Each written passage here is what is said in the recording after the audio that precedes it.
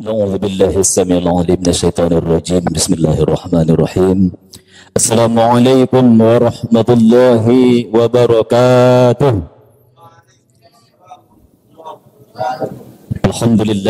الحمد لله رب العالمين وبه نستعين على أمور الدنيا والدين.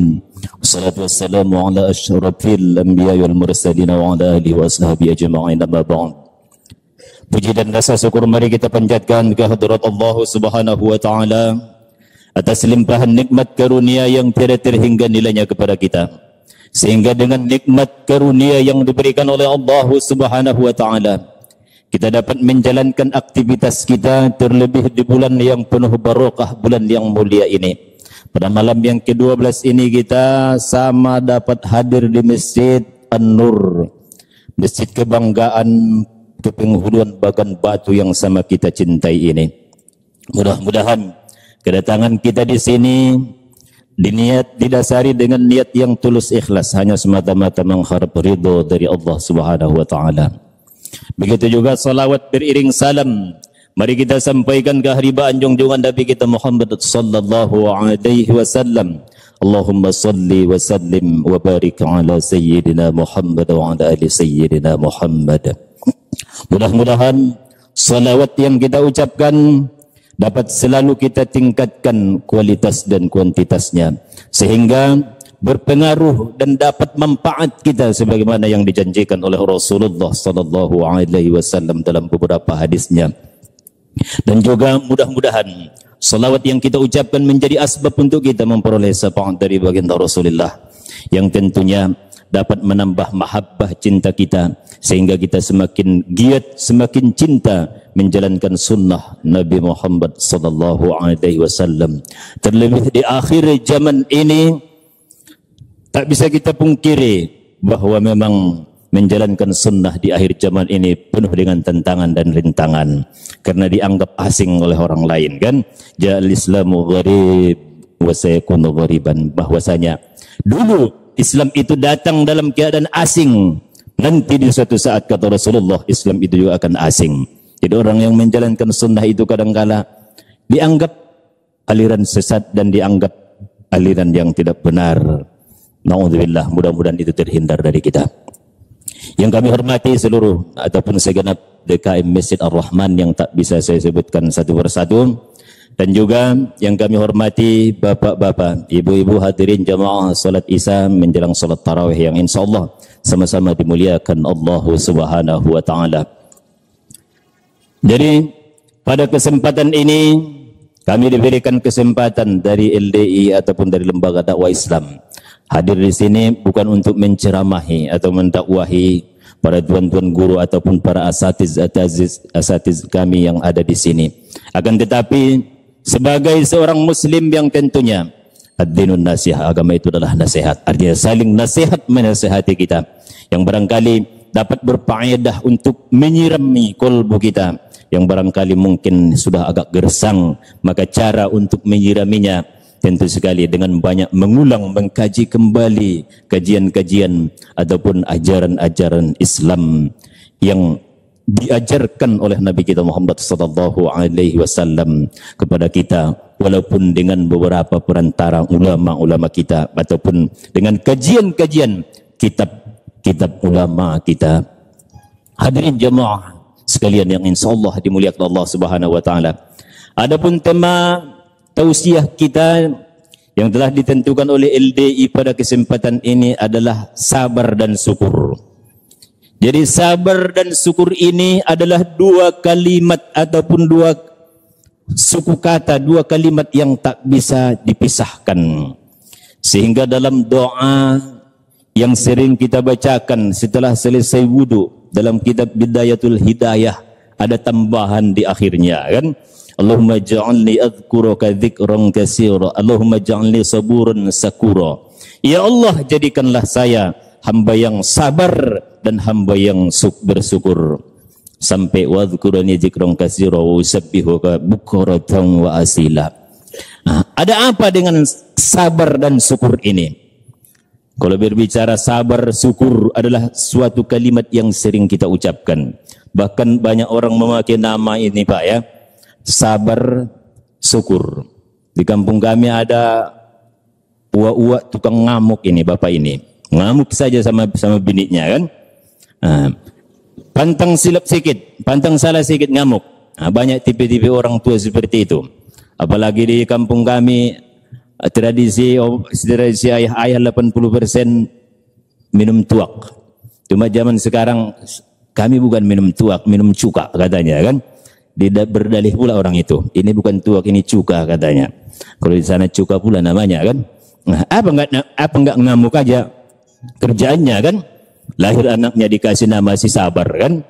Nah, untuk mengamuk juga kerjaan wa itu. Dikasih nama si Sopri, agak disesuaikan dengan bahasa Arabnya kan?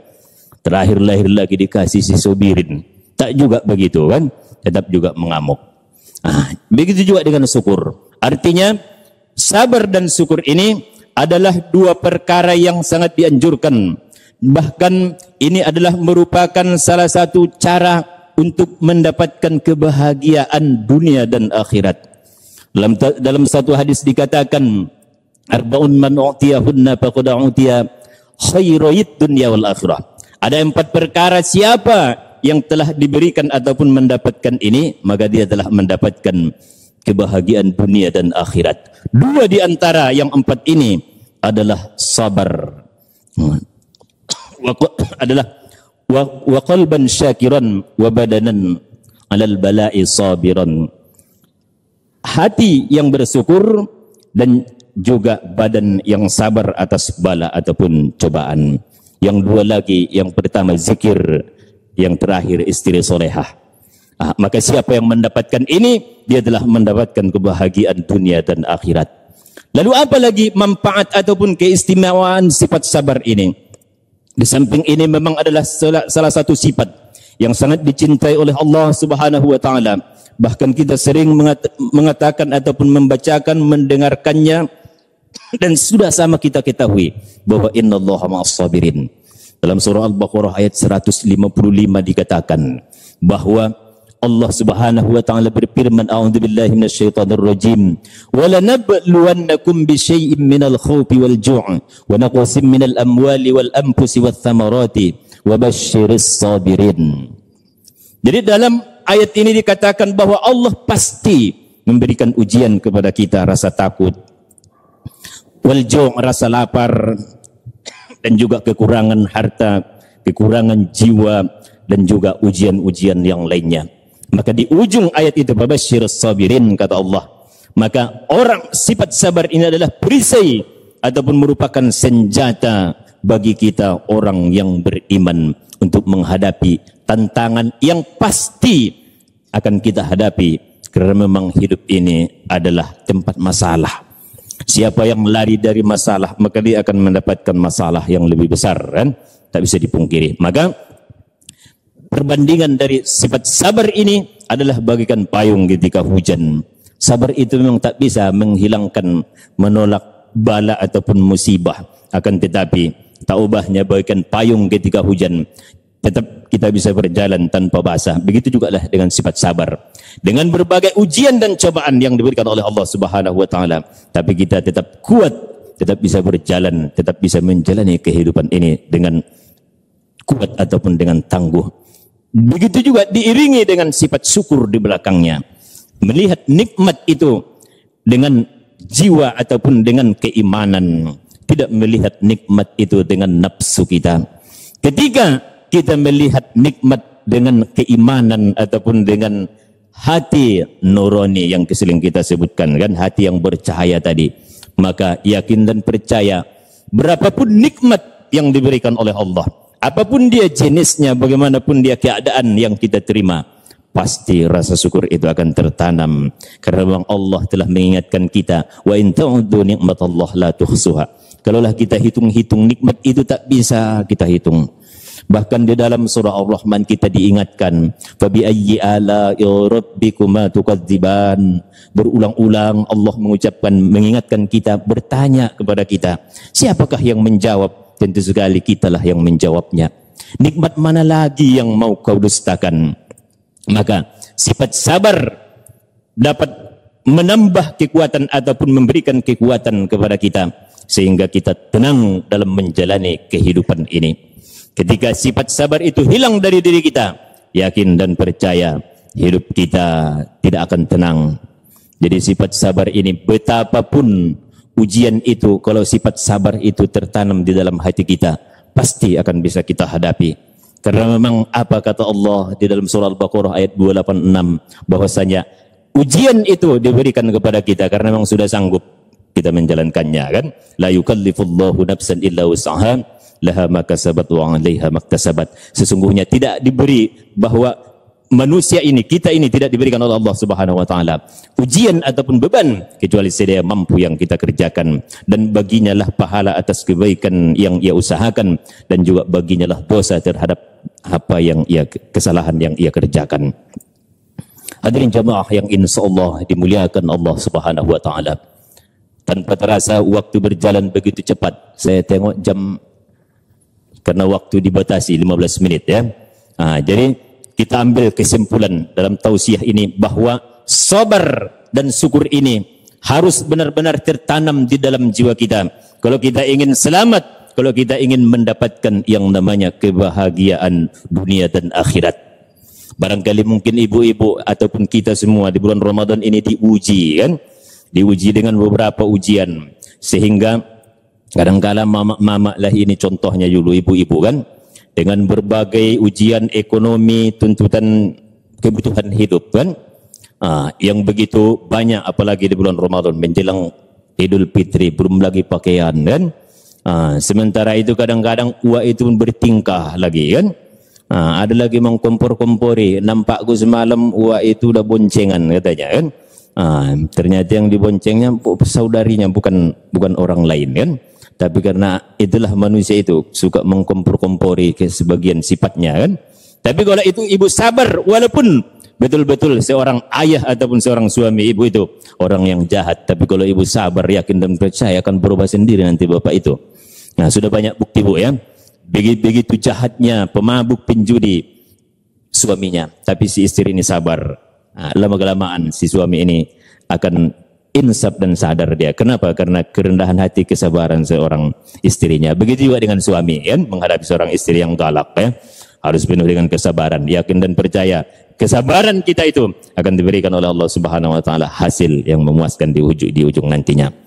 Baik, hadirin jemaah yang insyaallah dimuliakan Allah Subhanahu wa taala.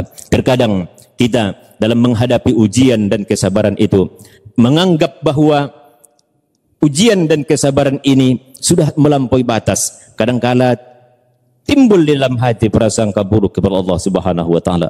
Ya Allah, alangkah banyaknya ujian yang Engkau berikan ya Allah. Apakah tidak ada lagi jalan terang dalam hidup saya ya Allah? Sebenarnya bukan seperti itu. Ada pada sebuah kata-kata mutiara yang barangkali mungkin ada hikmah, ataupun kata-kata hikmah yang ada mengandung hikmah bisa menjadi motivasi untuk kita kan. Nah, apa kata mutiara itu? Bukanlah ombak lautan itu yang terlalu besar, akan tetapi perahu kita lah yang terlalu kecil untuk mengarunginya kan. Bukanlah masalah yang kita hadapi itu terlalu besar, akan tetapi kesabaran kita lah yang terlalu kecil dalam menjalani ataupun menghadapinya. Tapi ketika kesabaran benar-benar kita tanamkan di dalam jiwa kita, apapun kondisinya, bahkan banyak contoh kita lihat, siapa yang sabar kan, man sabaro joparo kan. Siapa yang sabar pasti dia akan berhasil, pasti dia akan sukses mendapatkan apa yang ia inginkan. Tapi kuncinya kesabaran. Maka kata-kata sabar ini sering kita ucapkan ketika orang mendapat musibah, orang meninggal, sabar, sabar, sabar. Selalu sabar kan. Kebetulan si sabar pula nama uwa itu. Namanya teruslah disebut, siapa yang datang sabar, sabar. Nah, tapi apakah itu sabar itu kan? Jadi sabar itu adalah alat ataupun senjata bagi kita orang mukmin sebagai perisai untuk kita dalam menjalani ujian dan tantangan hidup yang pasti. Kalau tak ingin masalah, mati saja kan. Makanya sebagian sekolah sudah hilang kesabarannya, diambilnya tali kan, dicarinya kayu, selesai katanya. Padahal tidak selesai masalah, datang lagi masalah yang besar kan. Karena lari dari masalah seperti yang dikatakan tadi, lari dari masalah pasti akan jumpa dengan masalah yang lebih besar lagi. Barangkali mungkin dalam waktu 15 menit barangkali sudah lewat kalau perasaan saya ya. Karena saya tak punya jam, mungkin kurang lebihnya mohon maaf Bu ya, karena sesuai dengan apa yang dimusyawarahkan di awal Ramadan, waktu 15 menit. Jadi mungkin sampai di situ yang bisa disampaikan. Mudah-mudahan di bulan Ramadan, bulan yang penuh dengan barokah, bulan ujian untuk kita, semoga kita digolongkan ataupun mendapat kategori orang yang bersabar sebagaimana dinyatakan dalam Al-Qur'an surah Al-Baqarah 155 tadi, wa basyiris sabirin alladzina idza asabatuhum musibah qalu inna lillahi wa inna ilaihi raji'un. Hakikatnya orang sabar itu adalah apabila ia mendapat musibah, ia mengatakan inna lillahi wa inna ilaihi raji'un. Sesungguhnya kami ini milik Allah dan akan kembali kepada Allah. Itu bukan hanya sekedar kalimat yang kita ucapkan ketika mendapat musibah, akan tetapi itu adalah kalimat nilai akidah yang harus kita tanamkan di dalam hati kita, bahwa apapun yang terjadi kepada kita, apapun yang kita miliki, sejatinya bukanlah milik kita, itu hanya titipan untuk kita. Tapi ketika manusia merasa jabatan yang ia miliki itu adalah miliknya, harta yang ia miliki itu adalah miliknya, maka terkadang dia tak mempedulikan mempedulikan zakatnya, kan? Tak mempedulikan rakyatnya, dia hanya mengenyangkan dirinya sendiri. Naudzubillah tsumma naudzubillah. Kepada Allah sama-sama kita mohon ampun, sesama kita mari kita saling memaafkan. Hadanallahu wa iyyakum ila subulis salam, wallahul muwaffiq ila aqwamit thoriq. Assalamualaikum warahmatullahi wabarakatuh.